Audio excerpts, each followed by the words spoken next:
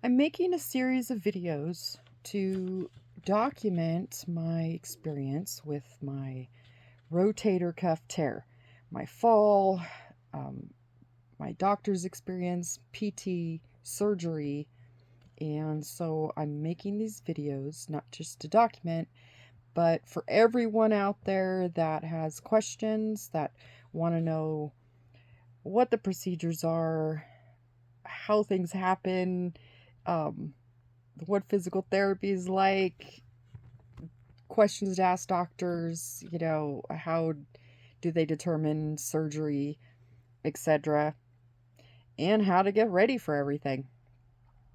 And for people that feel that their doctors just aren't listening to them and aren't treating them the way they feel they need to be treated. So here we go. But just remember, you're your only advocate.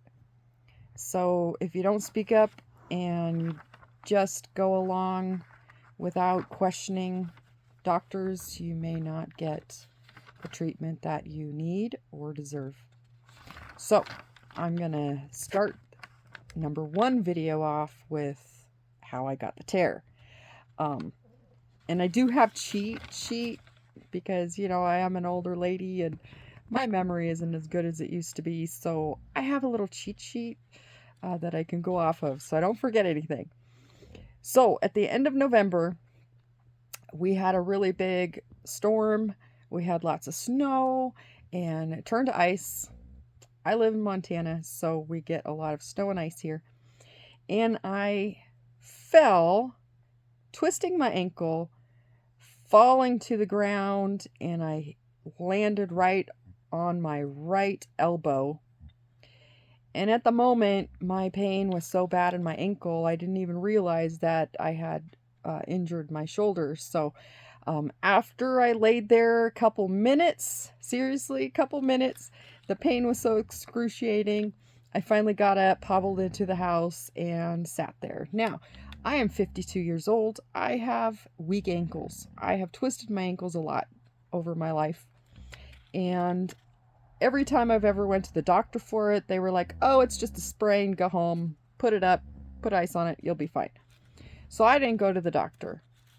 About maybe a day or two later, my shoulder started hurting. And I'm thinking, okay, yeah, I fell on it. I probably injured that as well. I'm like, okay, I've got a sprain in my ankle, a sprain in my shoulder. I'm just gonna chill out until it heals. And I did.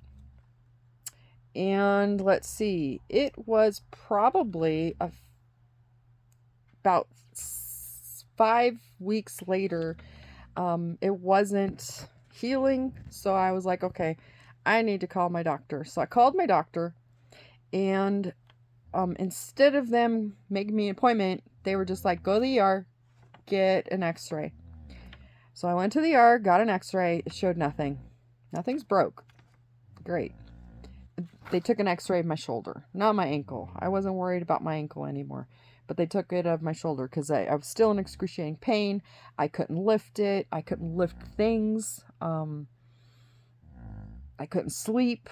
It was just hurting all the time, but it would be worse at night and worse in bed because I couldn't figure out how to put it in bed and be able to sleep without pain. So I went and got my x-ray, showed nothing. So I called back to my doctor and said, hey, x-ray shows nothing. I would like to make an appointment. They were like, no, why don't you just go to the specialist, an orthopedic surgeon, have them look at it. Okay.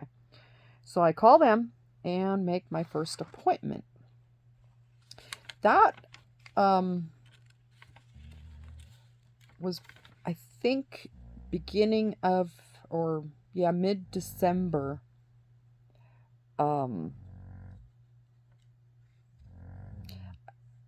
did see the doc in, January, and because my arm wasn't healing, on its own, and it was affecting my daily life.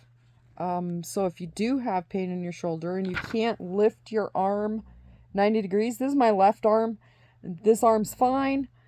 If you can't lift it up to the front or the side, if you can't hold your coffee cup without it hurting in there, something is wrong and you need to go in. So I'm going to make these videos a little bit short. I don't want them too long because I've never made videos before. I'm doing this on my phone. I watch videos, I never make them. So I am going to tell you about my visit and the MRI in my next video. I was sent to an MRI, obviously, so I will disclose my visit and my MRI findings next time.